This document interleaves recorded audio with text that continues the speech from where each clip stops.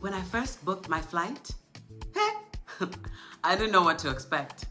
The headline screamed, "Crime, war, terrorism, do not travel to Burkina Faso." But I decided to go anyway. And from the moment I stepped off the plane, it felt like home. The people were beautiful, they were welcoming, they were patient, they were kind right from the very first moment.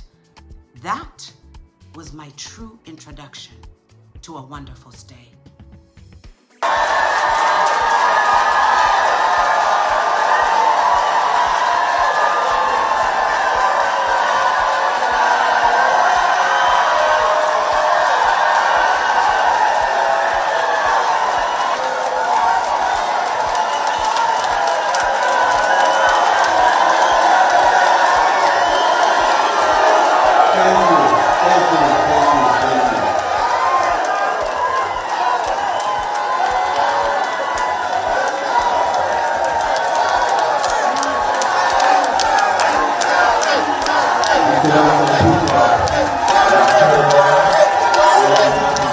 Bonjour camarades, bonjour chers frères et sœurs, et soyez les bienvenus chez vous.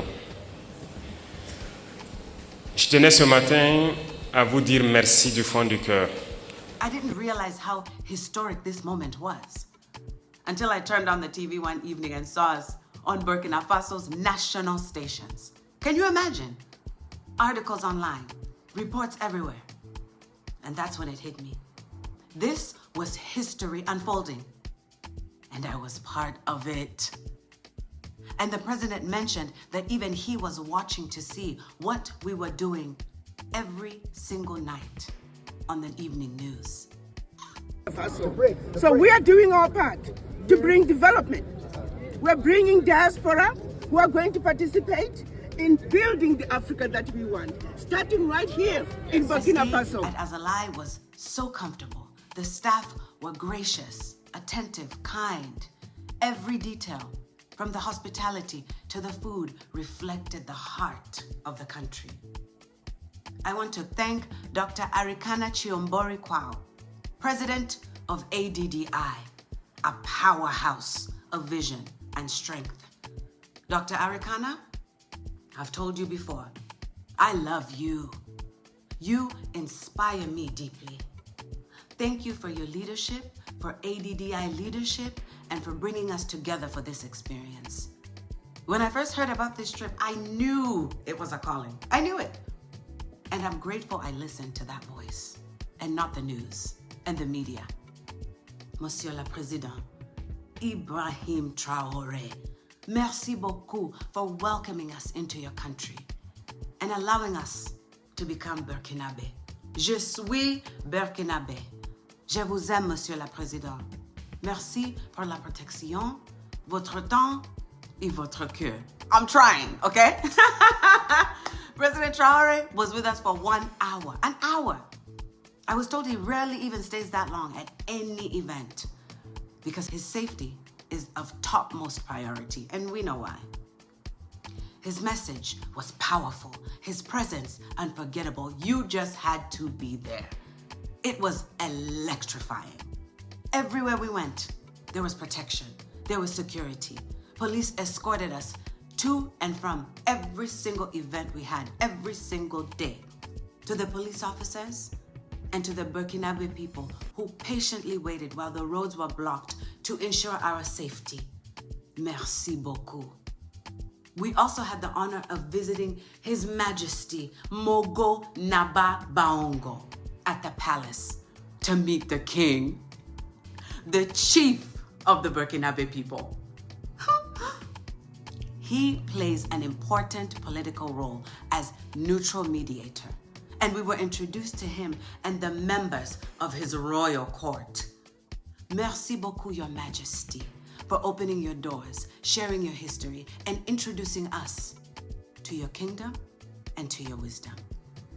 I learned so much about Captain Thomas Sankara, his courage, his leadership, and the freedom he fought for until his final breath. Sankara's first priorities after taking office were feeding, housing, and providing medical care to his people. and he prioritized education. At the museums, I saw his journey from boyhood to legacy. And his legacy still breathes through Burkina Faso today. He is proclaimed a hero of the nation. We explored new apartments and housing units in a fast-developing residential area near Ouagadougou, designed to represent the next chapter of Burkina Faso's development. We visited Faso Mebo, which means build the country. It is a presidential initiative launched in Burkina Faso by President Ibrahim Traoré to promote national development through citizen participation. He told us about the call from the president. We said, yes, Ambassador, we are with you. So today, we are donating 23 tons of cement to be our contribution to the program that the president has launched. We saw with our own eyes how the people are rebuilding the land. They're laying concrete. They're rebuilding the city streets through volunteer work and donations of material like cement, and creating a future with their own hands. We also visited a camp for displaced families and people who found safety under President Traoré's leadership after escaping violence and loss, and seeing their strength humbled me. We brought small gifts and small supplies of donations, not as charity, but as a gesture of solidarity to remind ourselves that we are one. To the Burkinabe people, merci beaucoup. You welcomed me.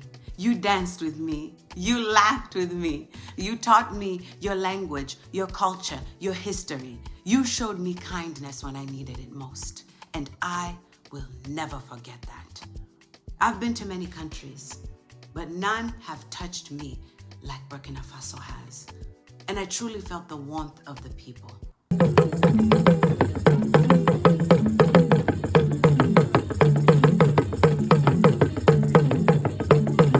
Monsieur le Président, Ibrahim Traoré, to the King, to the Burkinabe people, tout le monde, this message is for you. I'll be back home again soon.